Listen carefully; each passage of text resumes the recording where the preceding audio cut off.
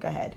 Hello, I'm Dr. Kalakis. I'm going to be reading from Aldous Huxley's Brave New World, first written in 1931.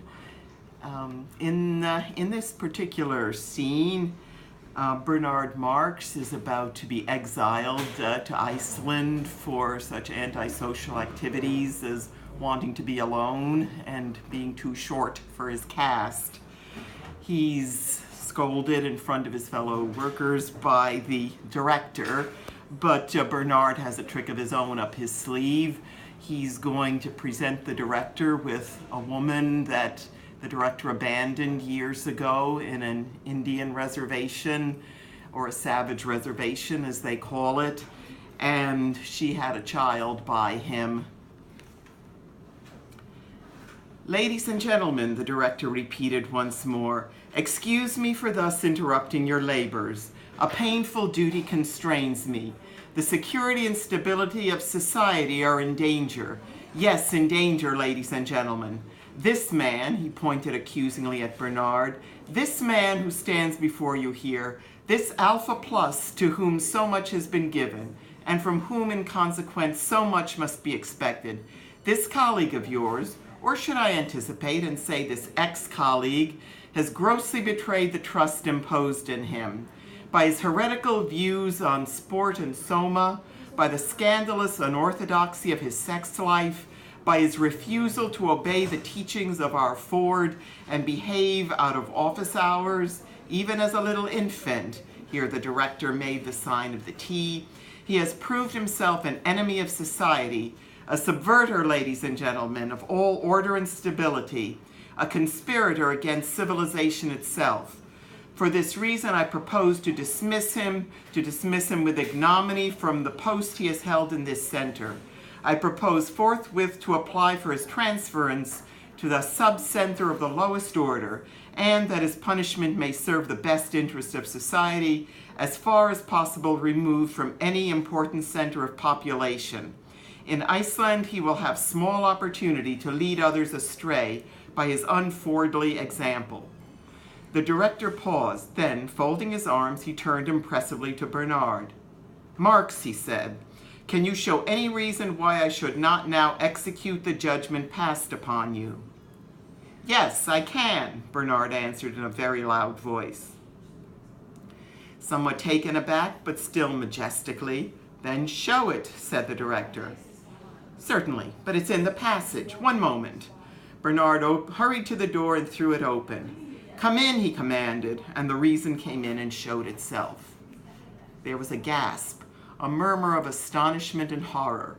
A young girl screamed, standing on a chair to get a better view. Someone upset 2 test tubes full of spermatozoa. Bloated, sagging, and among those firm, youthful bodies, those undistorted faces, a strange and terrifying monster of middle-agedness, Linda advanced into the room, coquettishly smiling her broken and discolored smile, and rolling as she walked, with what was meant to be a voluptuous undulation, her enormous haunches. Bernard walked beside her. "There he is," he said, pointing at the director. "Did you think I didn't recognize him?" Linda asked indignantly, then turning to the director. "Of course I knew you, Tomakin. I should have known you anywhere, among 1,000. But perhaps you've forgotten me. Don't you remember?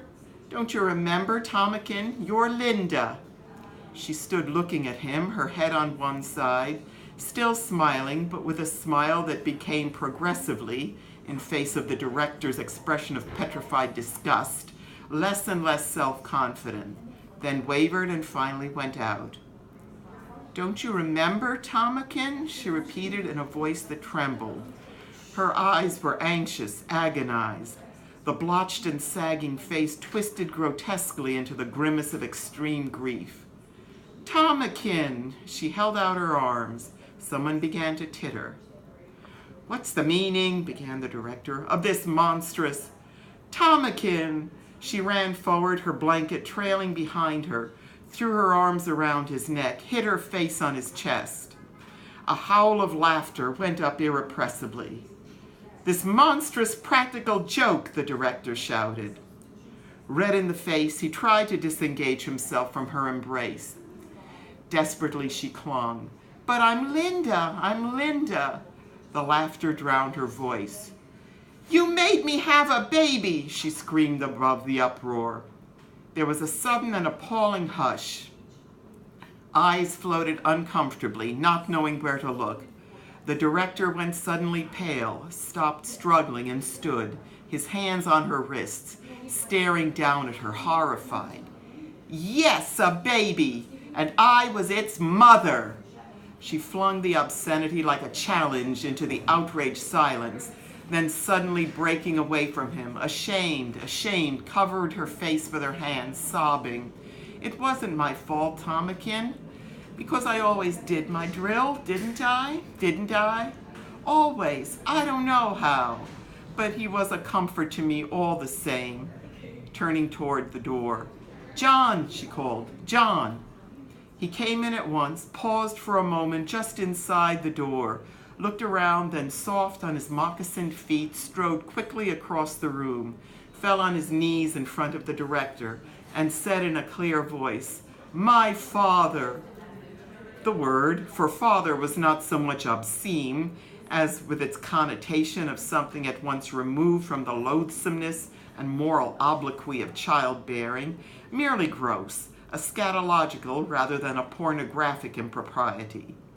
The comically smutty word relieved what had become a quite intolerable tension. Laughter broke out, enormous, almost hysterical, peal after peal, as though it would never stop. My father, and it was the director. My father. Oh, Ford, that was really too good. The whooping and the roaring renewed themselves. Faces seemed on the point of disintegration. Tears were streaming. 6 more test tubes of spermatozoa were upset. My father. Pale, wide-eyed, the director glared around him in an agony of bewildered humiliation. My father. The laughter, which had shown signs of dying away, broke out again more loudly than ever. He put his hands over his ears and rushed out of the room.